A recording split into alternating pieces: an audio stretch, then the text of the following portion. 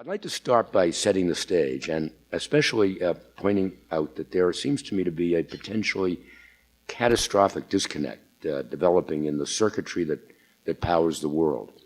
Sometime in the next 10 years, or 30 years really, the world may approach a point where its infrastructure and resources can no longer satisfy the exponential growth in human demands, especially among its least advantaged and most rapidly growing populations. And that's one of the themes we're going to talk about today. You know, you have to look at some of these really frightening statistics, and I'm surrounded here by some really experts on statistics who I will introduce you to shortly, and they'll have a few introductory remarks, and we'll talk amongst ourselves. But according to the U.S. Energy Information Administration, global consumption of energy will grow by 56% over the period between 2010 and 2040. Some 90% of this growth is coming from non-OECD countries.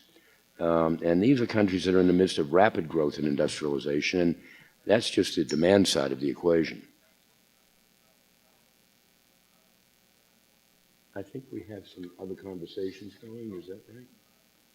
That's not. Okay, I'll continue. I think it's the room next door. At any rate, the supply side looks just as grim. In order to meet these needs that I've just set forth, both nuclear and renewable energy sources will be needed to have experienced maximum growth. But 80% of the world's energy needs will continue to rely on fossil fuels, and this is the paramount issue, supply constraints. So over the past 40 years, as many people have joined the monetized economy of the world as already existed within it. In China, India, and across the whole continent of Africa, new blocks of people, many as large each by themselves as the entire existing populations of the United States or the European Union, were suddenly becoming energy consumers, and the quantity of new oil simply hasn't kept pace.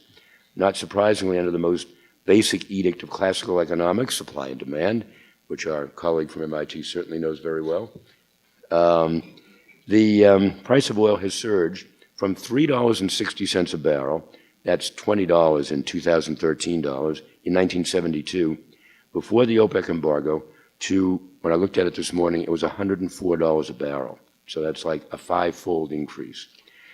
There are other geopolitical trends that pose potentially much larger risks for the future. As these new energy consumers were emerging, many went looking far beyond their own borders to lock in new supplies. Activities that can be expected to become ever more intense as the gap between peak supply and soaring demand begins to widen, perhaps catastrophically, in the not-too-distant future. Then there are other fears headlined by global warming. I looked at some International Energy Agency figures, and they suggest that the current trends in energy use will result in a 3 to 5.6 degrees centigrade temperature rise over the next century. And that's far beyond the optimal rise of 2 degrees that could still allow large stretches of our planet to remain habitable. Now, there is one ray of hope that came out just this past week from the Intergovernmental Panel on Climate Change. Its new fifth assessment, which did dial back just a notch its current predictions of future temperature acceleration, showed that global warming would be, the panel reported, extremely likely to be above 1 degree centigrade, likely to be above 1.5 degrees, and very likely to be below 6 degrees centigrade. This compares with its previous 2007 estimates that said it was likely to be above 2 degrees and very likely to be above 1.5 degrees with no upper limit. It still doesn't propose a very promising perspective for the future. Still, without a rapid and universal shift to non-fossil fuels, these very needs themselves could also lead to catastrophic wars, revolutions, or worse, and that certainly also has to be factored into our equation today. So today we've assembled a remarkable panel, one of whom is on her way over here from the United Nations, I'm told, to suggest some solutions to these problems I've tried to outline. So let me go ahead and ask each of them to introduce themselves, and then we can jump in. I'll ask each of them to spend about 3 or 4 or 5 minutes, just as I have, introducing their perspective, and then we'll have a lot to say, talk among ourselves, and then hopefully open it to some wonderful questions from you from the floor. So here we are. Left to right. Tom, you want to start off? Kurt. Oh, Kurt, I'm so sorry. That's Tom. Kurt Yeager. Yes, I was the former president of the Electric Power Research Institute, which is the research center for all of the utilities in the United States and 40 countries worldwide. And then when I retired from there as president in 2004, Bob Galvin, the former president of Motorola and father of the cell phone revolution, had invited me, he'd been one of my advisors, a great man, great businessman, had invited me to create the Galvin Electricity Initiative, which is what I've been doing for the last 8 or 9 years, which is really focused, as Bob said. I share your frustration with the lack of innovation in electricity, but that's where telecommunications was 30 years ago. A lot of pent-up innovation and a regulated monopoly business model that has no incentive to innovate. So we'll talk more about that. Thank you. Okay. So I'm Tom Malone, a professor at MIT in the Sloan School of Management and director of the Center for Collective Intelligence.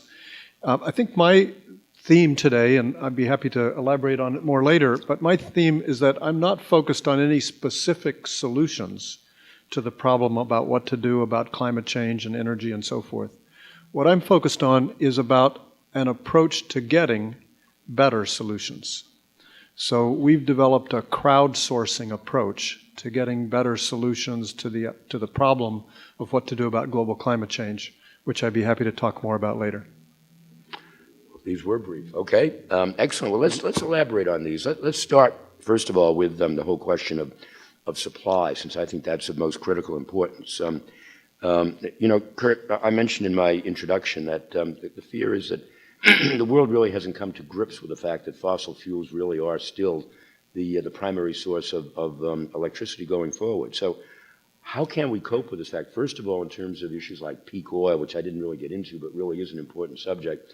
Has the world reached a peak of its oil production capacity, fossil fuel capacity, just at the point when we're really taking off in terms of the numbers of consumers? And how do we keep all of that in balance? Thank you. Yes. Well, I just completed a year or so ago being a convening lead author for the Global Energy Assessment and, of course, brought together energy from all over the world. And I worked with companies all over the world. You're absolutely right. Fossil energy and nuclear power will remain primary energy resources for the bulk of the world. And the thing that we have to understand, and I'd like to talk more about, is the technologies there are horribly obsolete. Most of the technologies were created in the first quarter of the 20th century, or in the case of nuclear, when we first had nuclear submarines.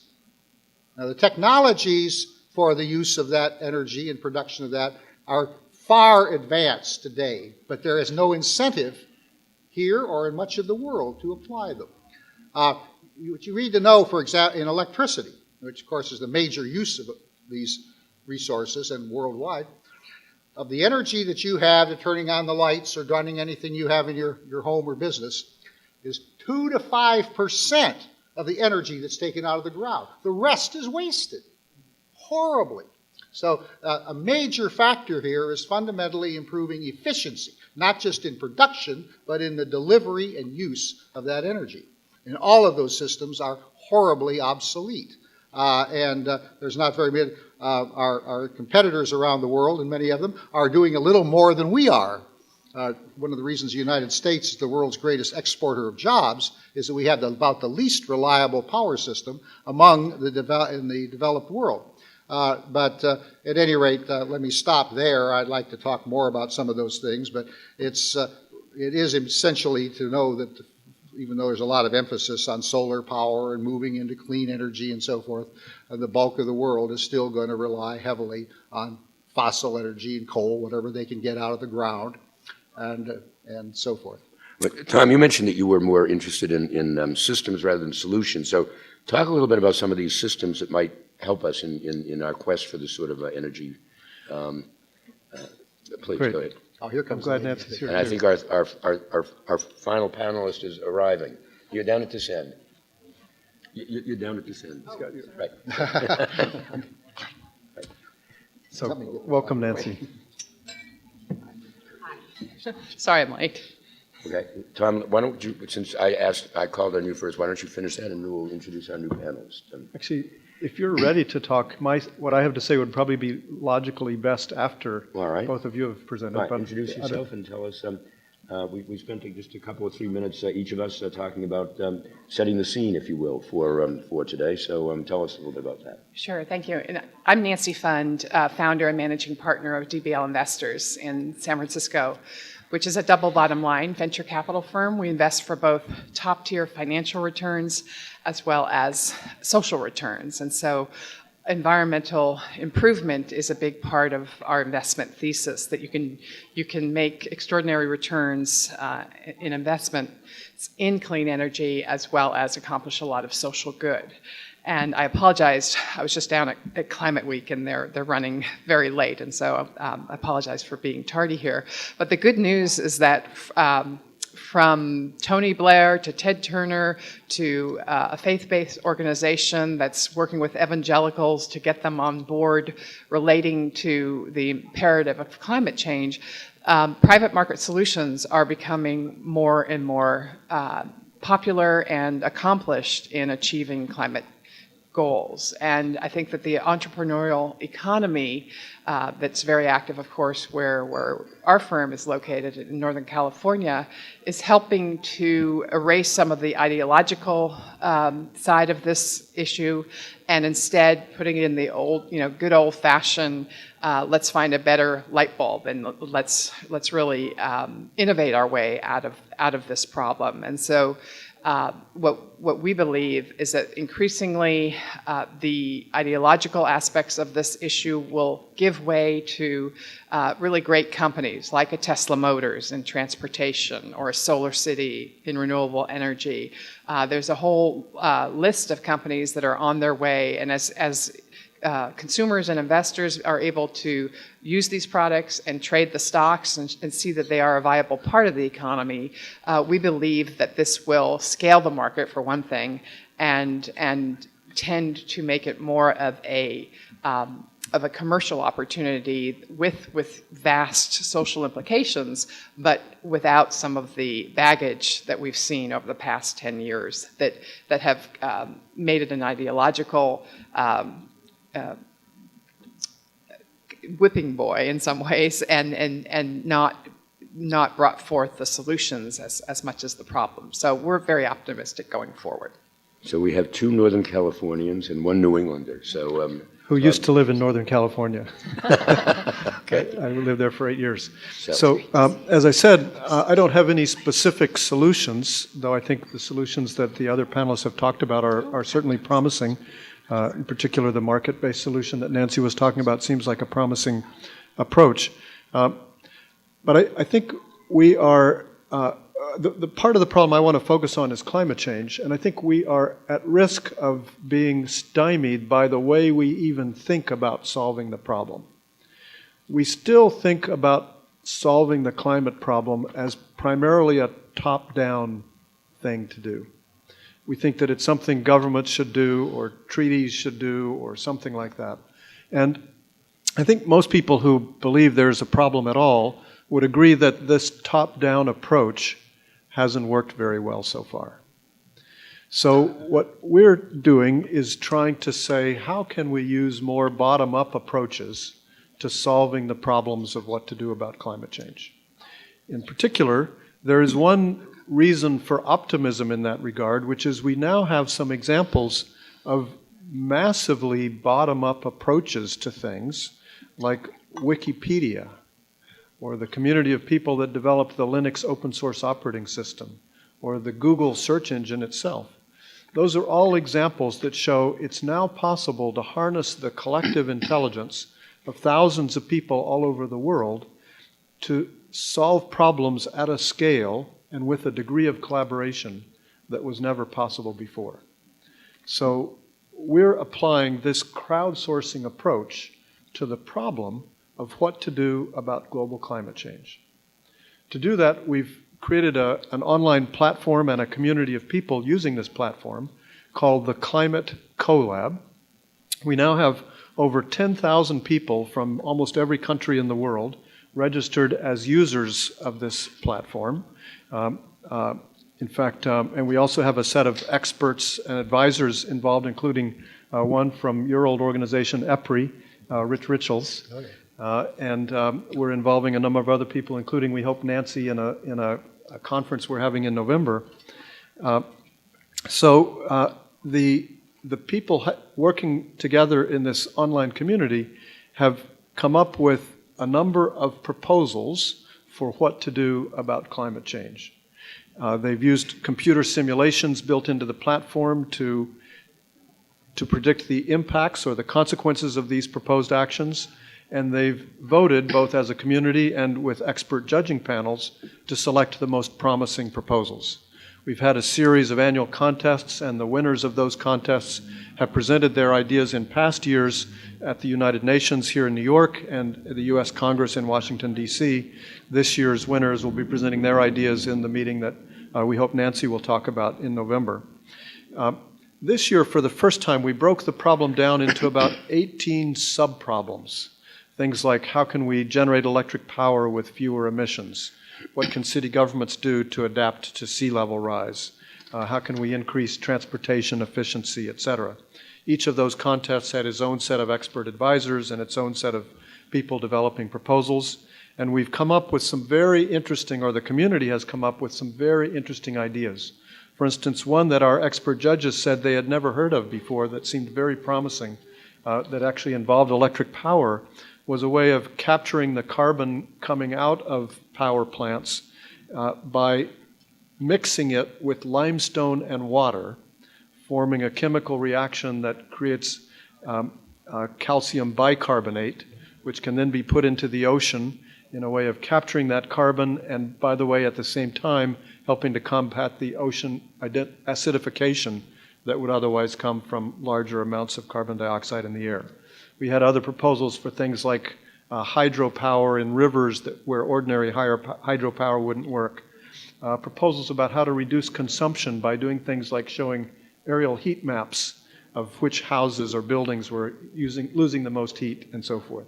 Well, all of these ideas are very interesting, Tom, but one of the principal problems, I think, in a lot of these really innovative new techniques is that they work well when you have a substantial resources and when you have a fairly compact location. I'm thinking particularly of India and China. And one of the problems of India and China, particularly in the electricity area, is that they all say, look, we're just arriving at the point where you were 100 years ago in terms of electricity consumption and so on.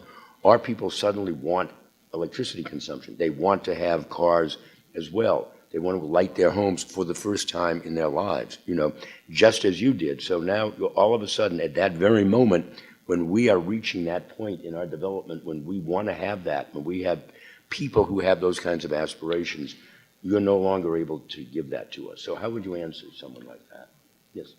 Well, there's a huge opportunity there, and it draws from the playbook of the cellular phone revolution, where many places in the globe skipped the landline infrastructure and went straight to went straight to cell phones, and that's worked incredibly well. And it's brought Bhutan, particularly. Actually, I was just in Bhutan, and you can actually get cell service and internet service at 12,000-foot passes in the lower Himalayas. It's quite extraordinary. It's amazing. Some of the most remote places on Earth get better coverage than I do at home in the Bay Area.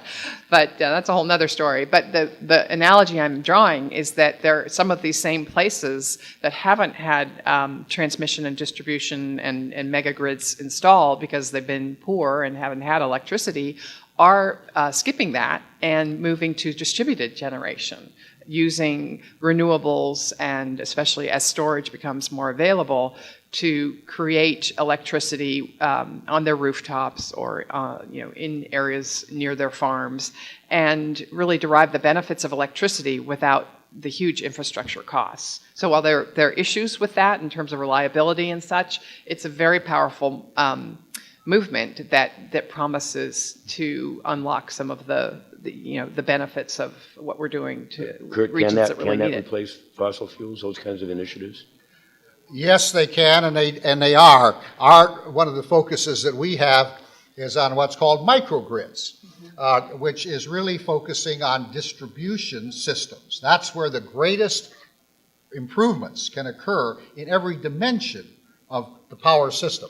And in many South Africa, India, have really started microgrids some years ago because they were not able to move large quantities of power around very easily.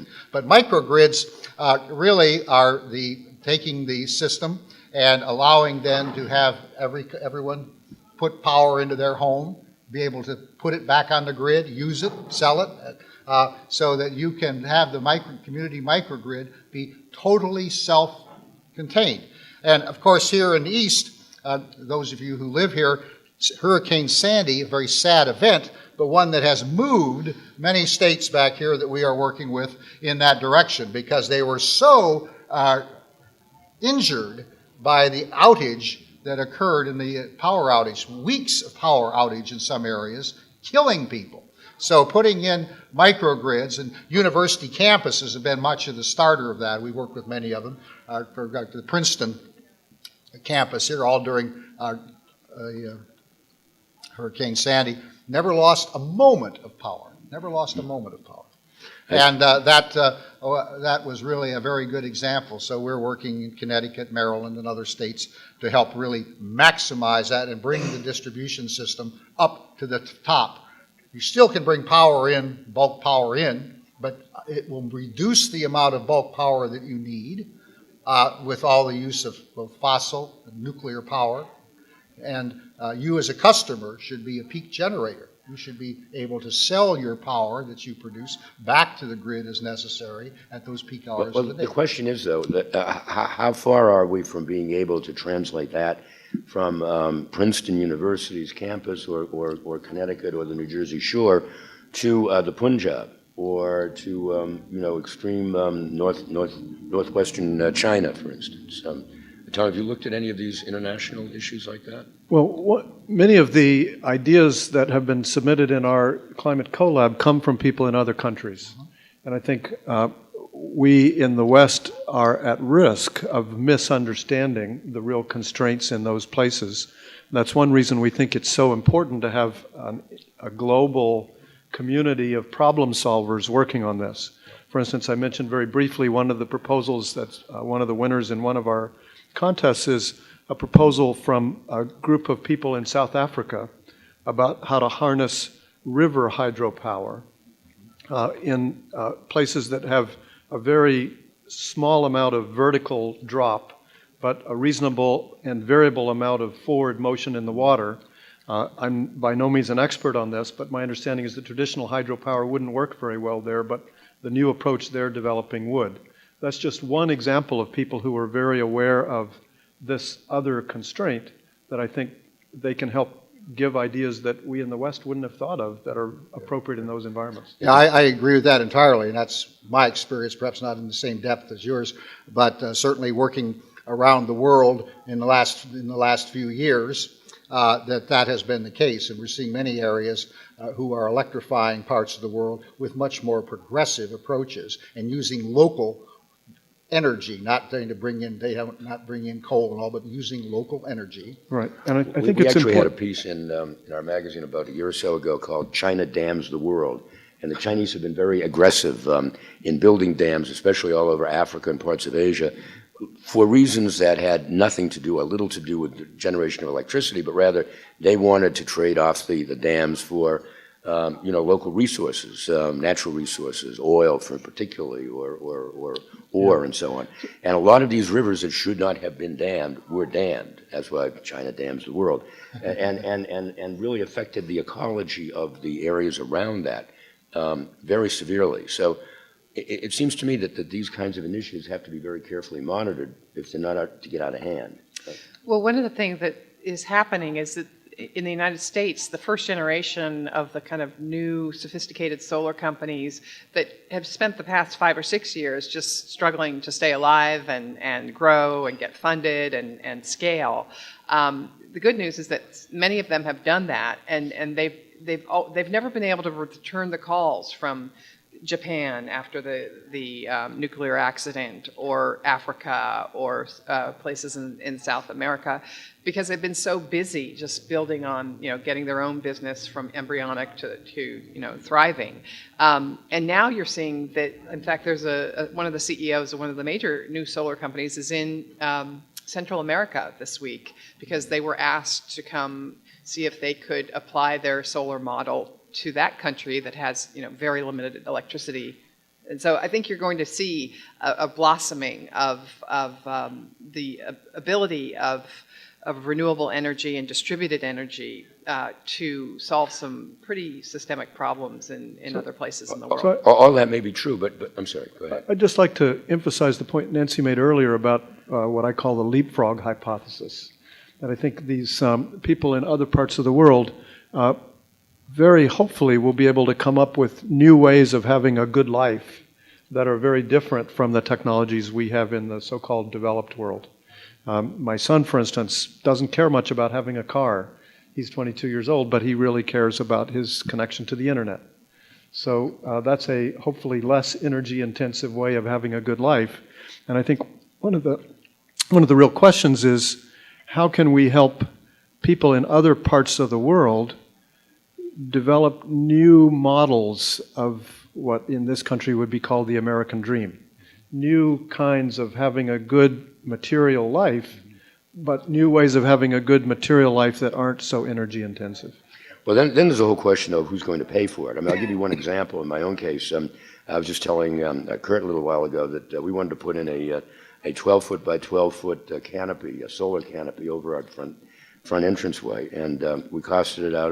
The best estimate we got was about $11,000 for that 12 by 12 canopy. Now, if you were going to scale that up to an entire, and just a village in central China, how could a village like that possibly, I mean, considering that you probably have, 20 or 30 million villages like that, how could they ever possibly afford that kind of infrastructure and really intense capital investment? I'll leave that open. It isn't about the panels. It's about the financing of the panels, analogous to, buying a home. How could you buy an expensive home without a mortgage? So the financing of solar has dramatically shifted in the past 5 years from upfront ownership to solar leasing, which is basically installing solar for free and then paying a monthly bill that is less than what your utility bill was. And that has broken open the solar market in this country, and there's no reason why it can't do that across the world. In California, in 2012, 2/3 of all installations were in low-income and middle-income households because of the payment structure. Mm-hmm. So I think we need to get the financing right, which is, there's a role for government to play there for sure. But once those pretty rudimentary pieces are put together, then the market will take care of itself. So how far are we then from really replacing substantial quantities of fossil fuels, even nuclear, by solar or wind? Well, again, it's the process here is going to be microgrids, the local demonstration, because solar power is not done to the large extent out in the field somewhere. It's done in communities and in homes, and that is what is the key here in the technology. I have all solar power at my home in California, and it's reduced my electricity bill by a factor of 12. So it pays for itself quite quickly. But there are parts of the world where that's not going to be entirely possible. That's why I say we have to recognize that nuclear and coal are still going to be part of the world's energy economy for a long time to go. But we have the technologies, and those technologies to fundamentally improve the security, reliability, safety, environmental performance, waste and so forth, efficiency of those systems dramatically. And what we need to do is be sure to begin to really demonstrate it and to be able to lead the world. Because again, the world to a large extent looks at us about that, and we have to demonstrate that those technologies are real. I started my career under Secretary in the EPA when it was formed on advanced coal technology, so I've worked in that area for a long time. Thank you. Tom, do you agree that there is a viable financing paradigm that'll work in situations like this? I don't claim to know all the answers, or even necessarily any of the answers, but it certainly seems like a very promising avenue to explore. I guess the thing I would also suggest is that we need to not just develop good ideas here that will spread around the world. I think we also need to create an infrastructure through which people who have good ideas in other parts of the world can spread those elsewhere too. Yeah, we too often, I think, spend too much time dictating what the rest of the world should be thinking or doing or what have you. I agree. I would like to... I'm sorry, I was going to say, as many parts of the world, we should be watching and learning from them, because there are parts of the world that are moving much more progressively than we are. It's one of the problems with the United States today, from my perspective. We're not strategic anymore. What do I have to do to get by the next board meeting? What do I have to do to get through the next election? And we need to say, where do we want to be in 10, 15, 20 years, and how are we going to get there? It's important to note that, and I'll stop talking after that, I was going to say that both leadership of both political parties, including President Obama, are on record as saying that the United States will never have a sustainable economy and environment in the 21st century with a 20th century power system. Absolutely correct. But they do not provide leadership. That's a whole separate topic. We can talk about why that is. But and right now the rules in electricity were established in the Depression to electrify this country. And so the monopoly commodity business model that we have was the right thing at the time. But we finished that job 50, 60 years ago. And we should have a competitive service-focused industry that really brings in innovators. Okay. I'd like to open this up to some questions from the floor so that we don't monopolize all of this. And could you identify yourself and who you represent, if you would? Thanks. Hi, my name is Misty Ushio, and I'm with Harrison Harris Group. We're an early stage venture investor here in New York.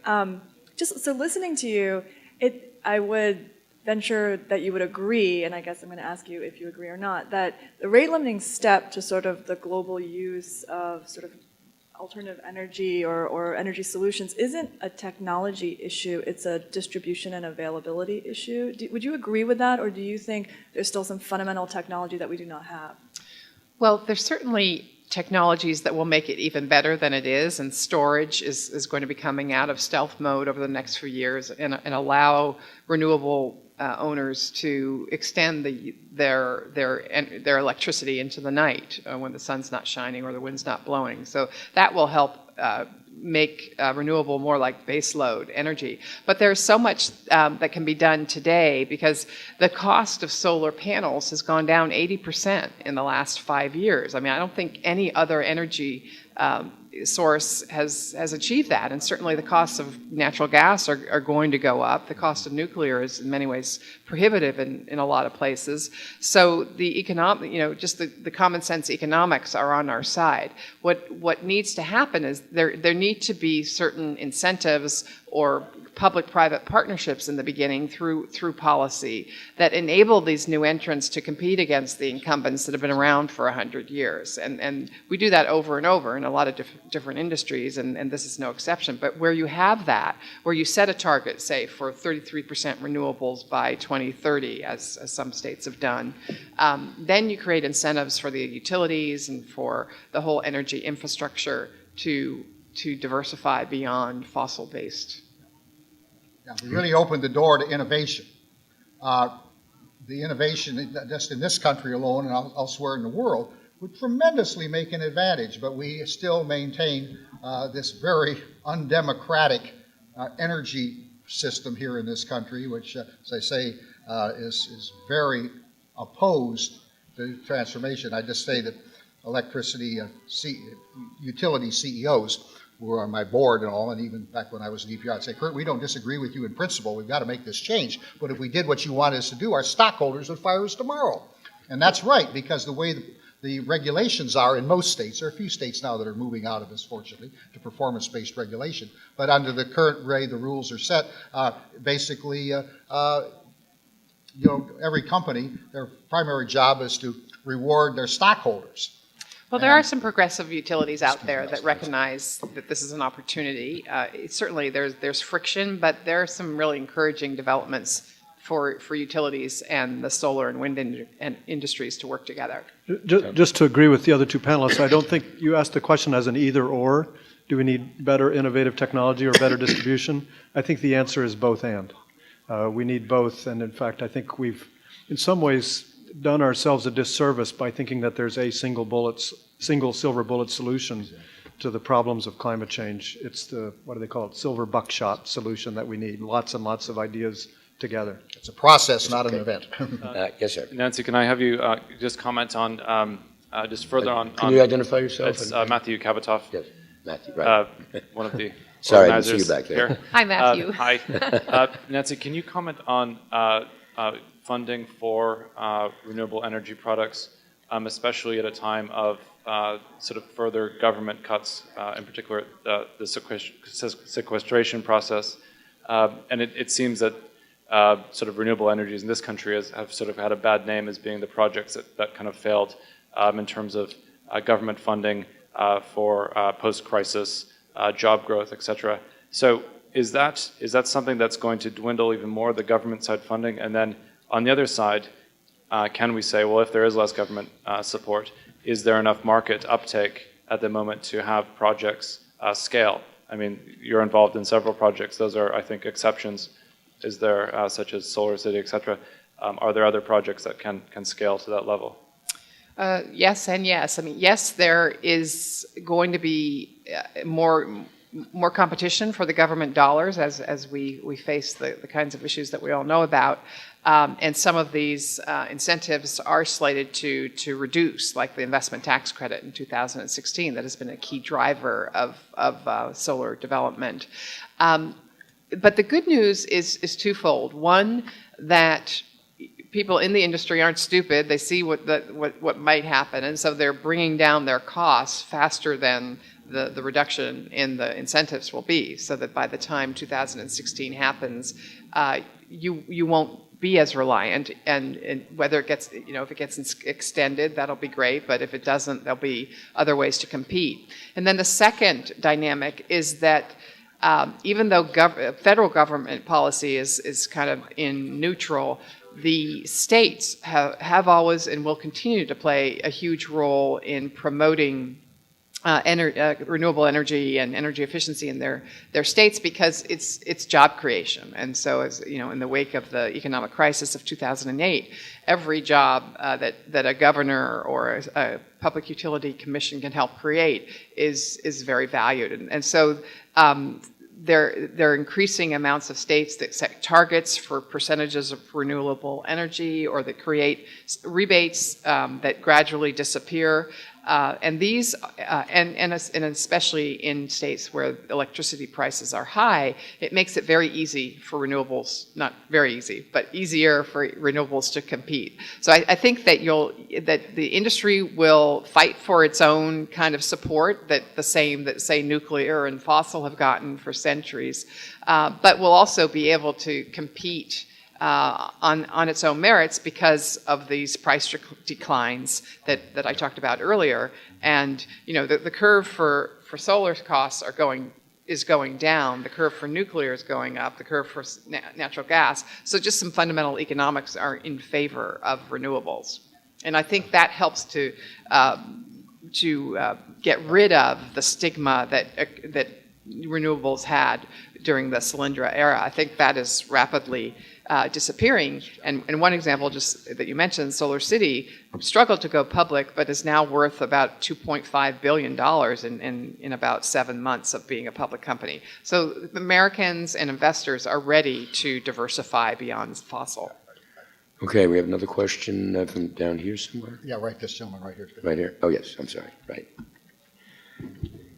Okay, my name is Edmond Alfanderi. I am French. I was chairman of EDF, the nuclear utility. Everybody knows EDF. And I'm on the board. I'm director of JDF Suez. I would like to raise a European perspective on that. Obviously, the main challenge we face is climate change and global warming. And you said that the US should lead. That's absolutely obvious. The US has absolutely a leading role to play. And I think that the Americans have to accept to move in their way of life in order to reduce their consumption of fossil energy. Now, my own perception, viewed from an economist, is that what is the most important parameter in this respect is the relative price. The relative price between fossil energy and the other sources of energy. And the only way to change the relative price and then to reduce demand in the long run is to have a CO2 tax.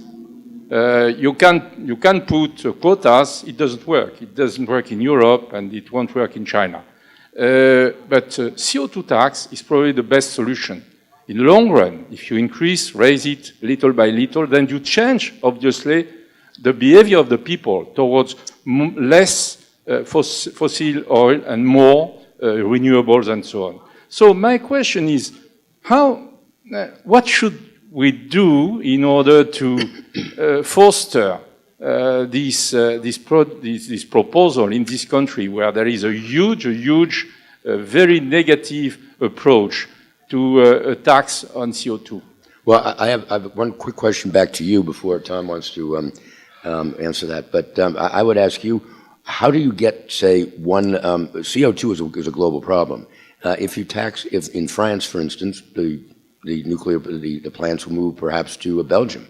If you tax, say, on the fringe of Europe, they'll move out of Europe. If they tax in some parts of the United States, they'll move to Canada or to Mexico. So how do you legislate that on a global basis and then police it? That's a very good question.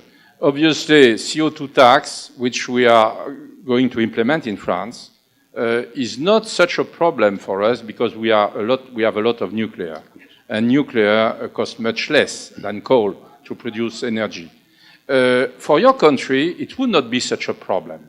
For a simple reason, you have had a true revolution through shale gas, which cost is much lower than coal, and which gives you energy at a much lower price for your industry. So I think that you could introduce it. Obviously, it's an international issue, and in terms of competition, there should be an agreement. But if you don't start, nobody will do it. I think that the US have to show the lead. Okay, Tom, So I'll respond to that, and I assume the other panelists may want to also. You're saying something that I've heard a lot of people say. In fact, pretty much all the economists I know would say that the solution to the problem is some kind of price on carbon. Whether you do it as a carbon tax or a cap and trade or however you do it is more a technical issue. So they would say, and I agree, that in some sense that's the best approach to getting lots of decentralized effort mobilized by the market to work on what's really the big source of the problem. A lot of the economists I know would then say, they kind of say, well, this is the obvious solution, and if you're not doing it, they kind of throw up their hands and say, gee, it's your fault somehow, you the government or you the UN or something. My view is that if your house is on fire and you call the fire department, it's the fire department's job to come put the fire out. But if they're not coming, you don't just sit there and say, boy, it's sure the fire department's responsibility to put out the fire in my house. You try as hard as you can to get them to come and you keep working on it, but you also do everything else you can think of. So that's kind of the spirit for the Climate Collab project, that in some sense, a core problem for the whole world is how to motivate the American public, and more precisely the US Congress, to not just be a leader, but to stop being a laggard and stop being a blocker for what many people, many experts would agree is the best solution. So a core problem, and this is one we think crowds can help solve too, is how can we change the culture and the politics of this issue in the United States. We don't know the answer, but we think people may be able to help figure it out. But in the meantime, there are a lot of other things we could and should be doing, and those are all things we'd need to do even if we had a carbon price. So why not get to work on those too? Well, first, it's great to see you because I've always been very impressed and worked closely with EDF on the nuclear power advances, and so that's great. But I will not agree with you about taxation here. I do not believe in this country about raising taxes. I think that what we need to do is really encourage and enable the innovation that will transfer it. The communities, when we work with communities to put in solar, not solar, but microgrids, distributed microgrids, and I'm talking about Illinois, Texas, Tennessee, Florida, not just California. All those communities don't have to raise the rates of electricity. They pull out and they do it. They put it in, take a bond issue, do the transformation, and within a couple of years, they have paid for that. So that transformation, which fundamentally reduces CO2 emissions and transfers, is really very, very effective. It's like the economic benefits alone are like 4 times the cost within 5 years. Okay. So there's no reason to do anything, but you have to get the entrepreneurial innovators with the technology in to put it in place and make it happen. One more quick question, and then yes, over there. Hi, my name is Leo Lazar. I'm with Louise Blouin Media. And my question is going back to the analogy, I can't remember, I think it was David who brought up the skip that happened in the developed world between having a landline and now no one has landlines, they just have cell phones, whereas it was a more gradual change in the developed world. Does that work with energy? And I'm completely ignorant about how solar panel sustainable energy scales up, but is that a realistic transitioning? It's happening. Tanzania. It's happening in Central America. Why would you? When you have scarce public funds, why would you put in a whole a transmission grid and all of the substations if you could, for a fraction of the price, create incentives for entrepreneurs to put few solar panels up and create electricity for schools, for the homes that people live in. In Africa, many places in Africa, there are entrepreneurs now that'll charge your cell phone because they've just made their own little charging superstation with solar panels.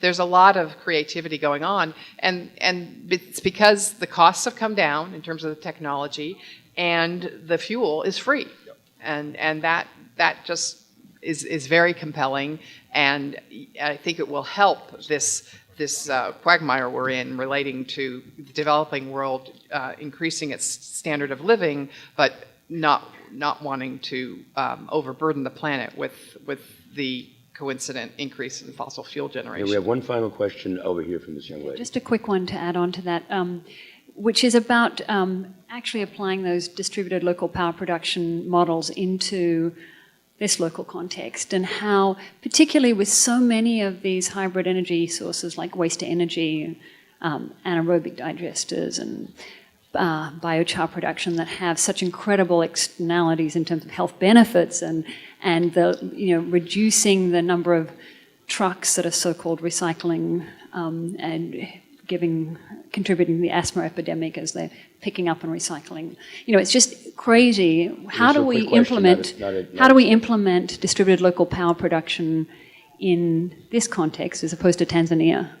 In the States, you mean? In developed? Well, that is happening. There are cities like Davis, California.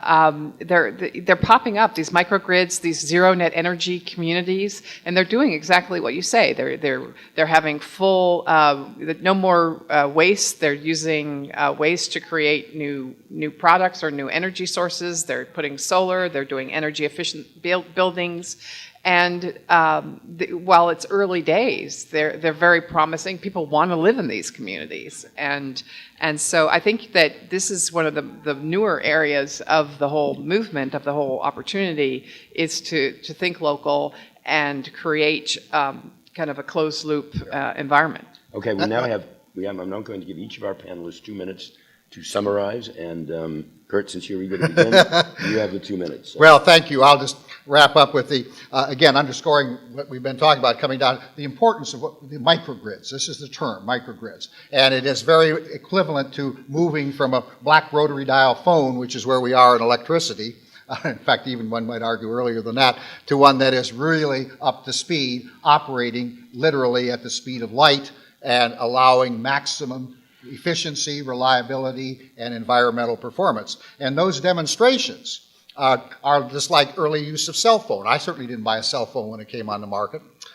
But the younger generations today, who are brought up digitally, really are the early adopters and really make maximum benefit. Because, gee, why can't I run everything in my home with my iPad or whatever? Turn it on. Why am I not getting real-time pricing so I can take advantage of the 5 to 10 factor time change in the cost of electricity over the course of the day? So that is very, very similar, and that's why it is so important to get these demonstrations. And as I say, I'm very sad about Hurricane Sandy, but it has really opened the door in the eastern part of the United States in many communities to move much more aggressively. And we have a website, so anything I'm saying here today, we have a website, perfectpowerinstitute.org, and you certainly can go in there and peel the onion a lot deeper than I have and cross-examine me. Thank you. Okay. Nancy, your 2 minutes. Well, what I would say is that we are just getting started on the clean energy revolution, and it's had its fits and starts. It's had an ideological undercurrent that hasn't been helpful, but we're growing out of sort of the toddler phase, and we are able now to scale renewable solutions by leveraging public sector programs and then applying a lot of private sector dollars to enable solar to go from being on the fringe to being a mainstream power source, along with wind and energy efficiency. And what happens is that this moving from the fringe to the mainstream allows these companies to access the public markets, something that our nation is really, really good at in terms of capital resources, has been unavailable to this industry until very recently. A Tesla a few years ago, had trouble making payroll, and now it's worth, $21 billion. And you see a real appetite for buying these shares, and unlike the past few years where you really didn't have any choice, you're going to have, the consumer and the investor are going to have more choices, and that will create a virtuous circle where these companies that start to grow and have an impact and move the needle aren't constrained by having inadequate access to capital. And we've all seen that movie before, when you get growing consumer demand with technologies getting cheaper and the ability to finance that growth, a lot of great things start to happen. Okay, Tom? So I would agree with both of the other panelists that microgrids are a good idea and various kinds of renewable energy are a good idea. I think all those things are important parts of the ultimate solution. The thing I'd like to kind of return to is the idea that we need to not just have panels like this with elites sitting in wonderfully furnished rooms in New York thinking about the problem. We need to have ways of involving far more people from far more parts of the world to solve what is really their problem just as much as it is our problem. And in doing so, we may be able to harness far more creativity and energy to come up with and actually also gain support for far better solutions than any group of people like us would ever be able to think of. And early adopters, that's why, like in anything else, it's awfully very important. Cell phones, getting on the internet and all. Early adopters, so getting those early adopters to demonstrate to people, because people don't necessarily, oh, yeah, you're just trying to sell us something.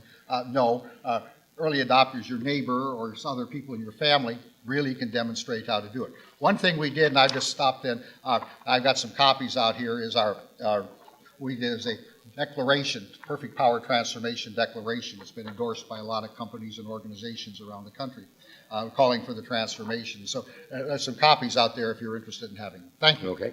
And there's some copies of World Policy Journal, 400 of them, in fact. I encourage you to have a look. And if you want to see the Climate Collab, it's at climatecollab.org. There we are. We have lots of papers on our website.